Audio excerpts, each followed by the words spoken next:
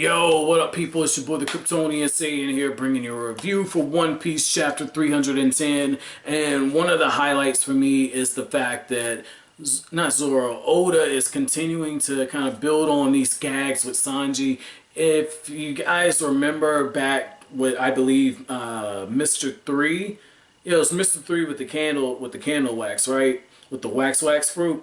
That's when Sanji was calling himself Mr. Prince, and he kind of ran all the way through the Alabasta arc. So I like how there was a throwback to that. I guess you could call it an Easter egg, since this would be about 200 chapters since then. I believe Alabasta was like around 140, 150 around there. So almost 200 chapters. So I like how Oda just casually throws that in there, where Zoro's just like, oh, you got the ball in your head. Okay, you really do look like a prince. I thought that was pretty cool to have that on there. And then Zoro says, you're the prince of the idiot kingdom. And these two, they're just mixing it up. And it really works in this aspect right here, because since this is a game that relies on teamwork, you would think having these two kind of go at each other's throats at every possible instance would end up to the other team kind of catching themselves off guard, where they're like, oh, shoot. Okay, these guys really don't work well together. And in a way, I'll tell you what this reminds me of, right? You know, I'm going to show every bit of my mid-20s age, okay? What this really reminds me of is back during the Attitude Era with the WWF, you had The Rock and Stone Cold, and they had this huge rivalry, right? And for purposes of it, you know, Zorro will be Stone Cold Steve Austin, that brash, I don't give a fuck attitude. I do what I want, when I want, how I want, as long as I get results. And then you got that super fly, cocky, borderline arrogant Dwayne The Rock Johnson. In this case, it would be Sanji. And I like how Oda kind of has those two kind of mimicking that relationship where it's a rivalry, and then when they have to team up, it's just like they're in this eternal pissing contest where they're trying to see how one could top the other. You know, one of my favorite scenes was where Stone Cold took a chair and was just whacking the hell out of, I believe it was Deborah. It was one of the ring managers for somebody that they had a wrestling beef with. And this is back when you could hit women back in the WWF before they censored and became John Cena.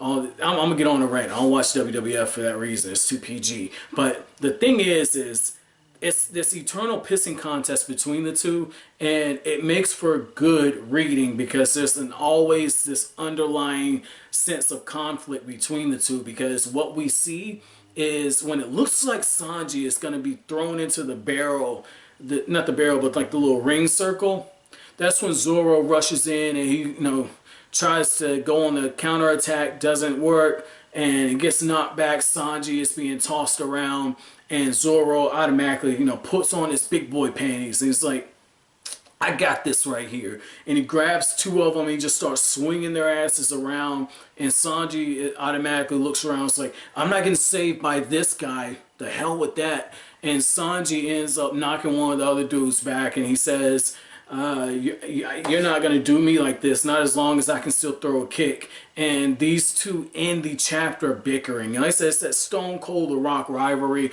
I thought that was really cool, man. I guess like a good way to kind of put it in another sense would be, and this was actually a DBZ reference here, where you got the two eternal rivals kind of going at it, and they're deciding rock, paper, scissors to find out who's going to be a ball and who isn't. And that's something that they did during the Buu Saga later on in the Dragon Ball manga, where Goku and Vegeta and Gohan, they're choosing rock, paper, scissors to decide who fights, and then they choose again to decide who fights against Kid Buu, the weakest Majin Buu.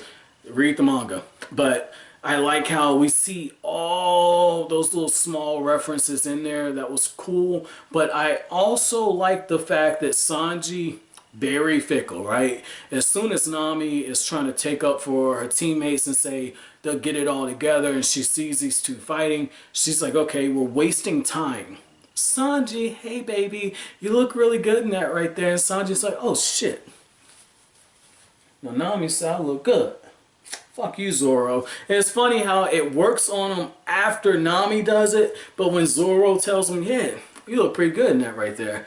And Sanji's like, I'm not going to fall for it, but he falls for it when Nami does it, man. You know, I'm almost at the point where I'm going to say Nami's going to be, not the literal death, but Nami's going to end up getting Sanji into some type of shit. I don't know what it's going to be, but anytime a woman has that much pull over you, it can go to really great things and go to really bad things. So that was really cool to kind of see that. I like how Luffy was saying, try to get our team member back, and how that's a concurrent, kind of underlying theme in this. But the rules of the game, I thought that was interesting. Again, the fact that you got to meet at midfield, and it's this big ass free for all basically. As long as you can get your guys into the circle, that's it. That's it. If you knock the other guy in there, you win. The first goal wins. And if Sanji and Zoro would have had some level of teamwork together, they would have been able to catch these guys off guard, and they probably could have scored the point and went ahead and won. And that's the only thing that's kind of, giving me some holdback on this, because if this is indeed how Oda takes this, then the dissension between these two, or the competitiveness, could end up actually costing them the match. And if that happens, I'm going to put my money, it's probably going to be either Nami or Zoro who gets taken, because when they announce Zoro, they're aware of his bounty. He's the swordsman. He's worth 60 million bounties, not bounties, berries. But then Nami's the very intelligent, very calculating navigator. Everyone says she's pretty. Nami's base, so I ain't got nothing wrong with that. So I like how it could go either way. This definitely is good for raising tension. Very good. I'm glad that my prediction on how this would kind of play out as far as progression isn't necessarily true. But those are just my thoughts on this, guys. My chapter question for you all is, I'm going to put you in this position of being the Fox Pirates captain, okay? Say Zoro and Sanji lose this. I'm going to ask two questions. Say Zoro and Sanji lose this, okay? What member of the Straw Hats would you take, and why? And then my second question for you all is, would you interfere? Because as we know from this chapter, you have the option to interfere or not. And I like how he even tells Nami, like, hey, you're not really a pirate if you play by the rules. And so I look at that and I feel like it opens the door for Luffy to kind of get involved.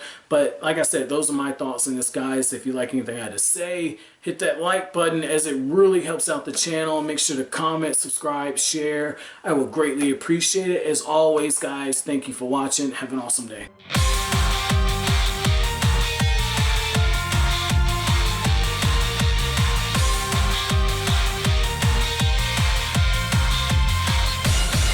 灰色の人